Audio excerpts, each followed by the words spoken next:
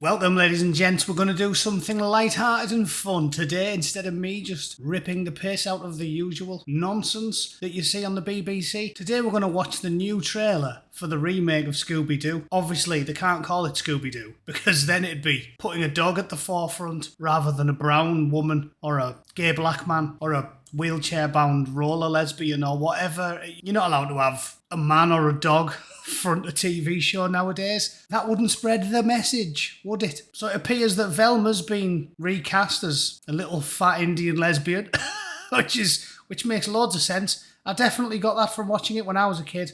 I thought, she's definitely an Indian. She only has a long fringe to hide the Buddha spot on her head, and she's just quite light because she was born in Alaska. Thanks to Laura for sending me it. It's yet another childhood icon destroyed by insufferably smug, power-mad commies who just love stomping on everything that you used to like as a child. They've done it with everything. Spider-Man's a gay black man. Wolverine is trans, apparently. That's a new one I just heard today. Apparently Wolverine's trans because he's short.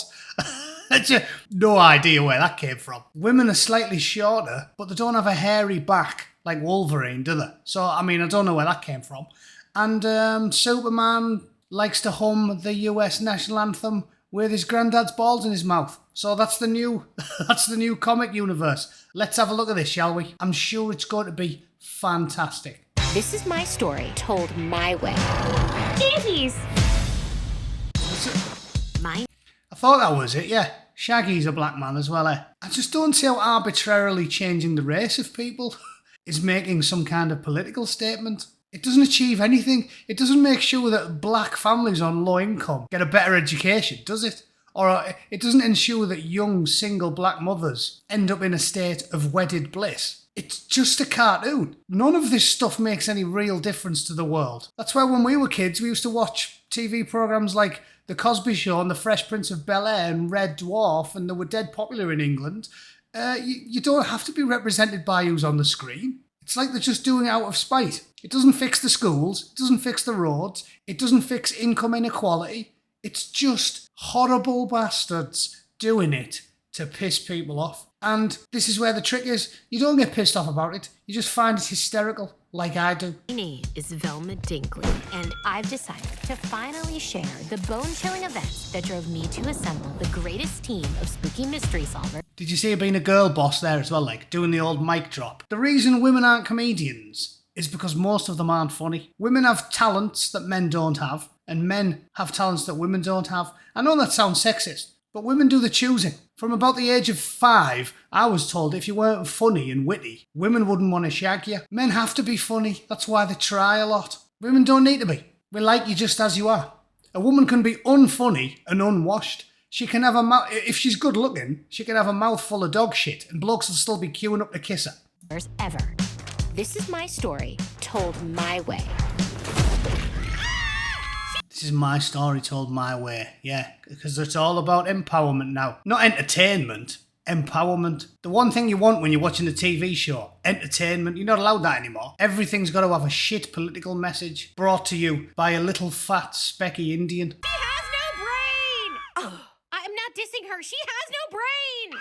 And it starts with a murder. And it's not funny. It's not funny at all, is it? Also, why have they started using all the shit vernacular of the kids these days dissing? Who does she think she is, Snoop Doggy Dogg? You're an Indian. Sorry, love, you're not the cool minority. Can't think of any good Indian rappers. If I can't convince people I didn't kill Brenda, I'm going to be arrested. I know, but I also know how to find out who did kill Brenda. I think it has something to do with drugs, which I hate. So because Shaggy's a black man right now, he's not an idiot anymore. Now apparently Shaggy is your go-to problem solver and he hates drugs. Yeah, Bob Marley hated drugs as well, didn't he? This is why the story's shit as well. Shaggy was probably the only likeable human character in the show. Now he's a twat. He's a straight edge, organised, boring bastard. So they've killed the show already. Scooby and Shaggy were the only two popular ones. It looks like the dog's not in it, and the black man acts like a CEO of a small to medium-sized company. It's like, I don't want to watch it. It's already boring me, and I'm only 42 seconds in. Hey, Fred. Do I know you? It's Velma from school. I have a disease where I can't recognize people who aren't hot. Is it called rudeness? I have an illness! So the white guy is an absolute twat as well. Did you see? He had a solid gold phone. So they're going to be like, oh yeah, he's rich and privileged because he's white. There's like 10 million white guys in trailer parks across this country, but they'll still have you believe that every white man's privileged. What they need to do is just stop differentiating by race and just do it by income. Every story I hear on the public radio out here is, ooh, minorities and blacks most affected. Every problem, doesn't matter whether you're talking about homelessness, education, school dinners or flooding. It's minorities most affected. And they aren't. It's wrong. Asian women make more money than white men. But you're not allowed to slag them off. So they're allowed to carry on being rich and privileged. And you're getting all the shit. One-legged, white hobo, living in a shed. You're the privileged one. Do me a favour, Velma. I thought you were meant to be clever. Well, here's a mystery for you to solve. Am I going to put my foot in A, this puddle, or B, your arse? Hey, Daphne. I need a favor. Why would I do that? We're not friends anymore. We're nemesises. Nemesis. That's why. So Daphne's evil. That's nice, right? Daphne's evil now. And I've just realised, I paused it there. There's two blokes snogging. What's that there for? Proper going for it, look. Like he's trying to lick the bottom of a yoghurt pot. This is unbelievable. It's unbelievable woke propaganda. If in the next scene, Fred hasn't folded Shaggy over a park bench and he's conker deeping him before the end of the next scene, I'll be astounded. Because this is just overt, aggressive, left-wing propaganda. What next? What next? By the end of this trailer, Velma's going to have done so much scissoring, her calloused fanny lips are going to look like two dry Weetabix. For all you wondering why the police have not yet caught the serial killer, it's because it's a ghost. Jinkies! Maybe it's one of those doors where you push in a brick and it opens. Fred, wait! I have a plan. I love danger. Twerking as well. They've got to put that in. Sexual degeneracy everywhere you look. Velma used to be the clever one. She used to just walk around saying clever things. Now she's twerking in the mirror like She-Hulk. And we all know how well that went down. See the Despot of Antrim's reviews for She-Hulk. You would rather watch the house burn down, I'm telling you.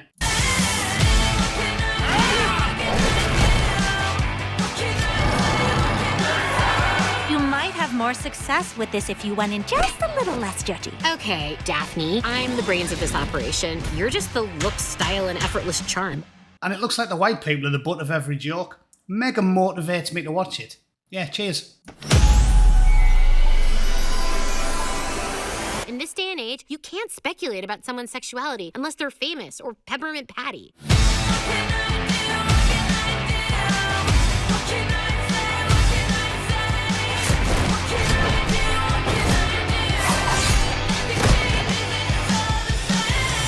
The rules feel a bit muddy. Muddy? Oh, sorry I'm not a drunk on the verge of losing custody like every other woman solving murders these days. All our classmates are idiots, so let's assume they're high. You know what 420 is, right? Yeah, it's code for adults who still watch cartoons.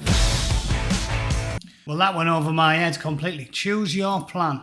I've already come up with a plan. It's unplug the telly and read a fucking book because everything on it looks like pure shit. Or just watch VHS from the 90s. Because that is unbelievable. They are digging up and skull fucking the bones of everything you ever liked as a child. Nice one. Thanks for that. Now that I mention it, I take back my thanks to Laura for sending me that, because I'd have had a more productive 2 minutes and 34 seconds if I spent that time nailing my scrotum to the kitchen table for the purposes of my own sexual gratification. Which isn't something I'm into. But, you know, it's 2023. We've got to get started, haven't we? We've all got to be sexual deviant scum by the end of this year, or we're all going in the salt mines.